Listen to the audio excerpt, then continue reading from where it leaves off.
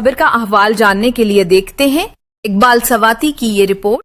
पाकिस्तान में निकलकर पाकिस्तान के फौजियों को मारना, पाकिस्तान की सड़कों पर गाड़ियों को जलाना, पाकिस्तान में अमलाक का नुकसान करना और पाकिस्तान के इदारों को धमकियां देना, ये बताता है कि इनके ताने बाने कहीं और से मिलते हैं और ये प्रॉक्सी हैं किसी और के जो इस मुल्क में इंतशार फैलाना चाहते हैं। फिर इसके बाद अफवाज पाकिस्तान के सरबराह सपा सालार जनाब आसिम मुनीर साहब ने इस पूरे तबके के चीरा लोग को बुलाया और सरकर्दा लोगों को बुलाया और बुलाकर उन्हें बात समझाने की कोशिश की कि पाकिस्तान हमारा वतन है, सब कुछ हमारा यही है, हमने सबसे पहले अपने मुल्क को दुरुस्त रखना है, उसके बाद हमने किसी और मुल्क के लिए जाना है या दुनिया में हमने क्या करना है। सबसे पहले हम अपने पाकिस्तान अपने मुल्क को तो देखें और उन्हें वहां बड़े तरीके से समझाया, बिठाया, इफ्तार करवाई, इज्जत दी और इफ्तार कराने के बाद, इफ्तार खाने के बाद, वहां पर रोजा इफ्तार करने के बाद, सब बातें सुनने के बाद जब वो बाहर आए तो उन्होंने माहौल में एक ऐसी फिजा कायम की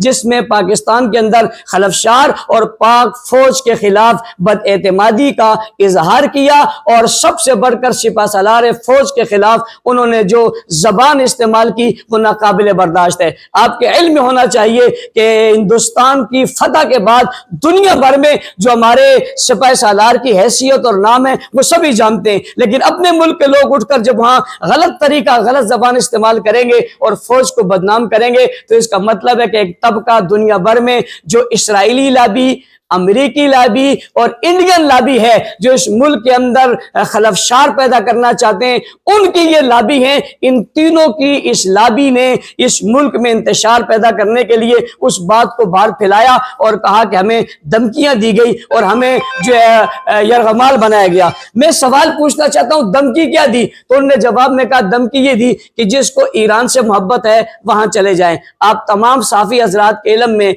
ये बात है कि जब इसराइल का मसला हुआ था तो इसराइल ने फलस्तीन पर जब हमला किया तो दुनिया भर के मुसलमानों ने बैनुल अक़वामी तौर पर यह मुतालबा किया कि हमें फलस्तीन जाने दो, हमें फलस्तीन जाने दो। क्यों? हम फलस्तीन जाना चाहते हैं और फलस्तीन जाकर अपने भाइयों की मदद करना चाहते हैं।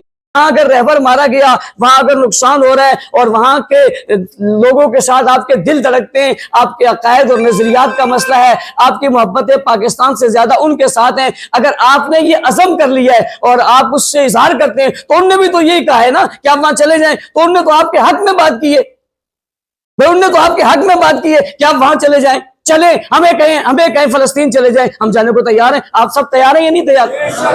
भाई हम फलस्तीन जाने को तैयार हैं। हमने कहा हम कुछ नहीं कर सकते वहां, भाई हम फलस्तीनियों के साथ जान दे देंगे, हमारा उनसे मोहब्बत का अकीदा है, हम उनसे मोहब्बत करते हैं। तो ये कहा वहां चले जाएं, इस पर शोर मचाने की क्या जरूरत थी कि हमें कहा वहां चले जाएं, हमने कहा वहां चले जाएं, वहां हम क्यों जाएं? भाई हम पाकिस्तान से आपको मोहब्बत है तो फिर पाकिस्तान की बात करें, फिर यहाँ की बात करें।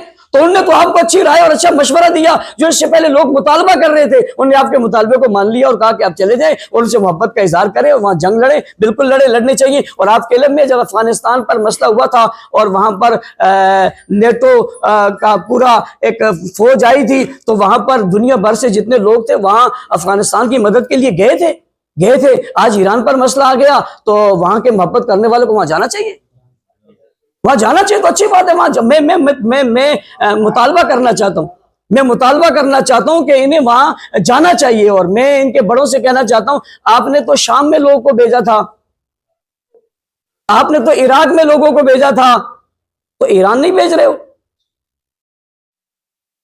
वहां नहीं जाना चाहिए। तो फिर शाम क्यों भेजा था, फिर इराक क्यों भेजा था, फिर ईरान के लोगों को आपने लबनान क्यों भेजा था? तो जब मुश्किल आती है किसी पर तो उसके लिए लोग जाते हैं।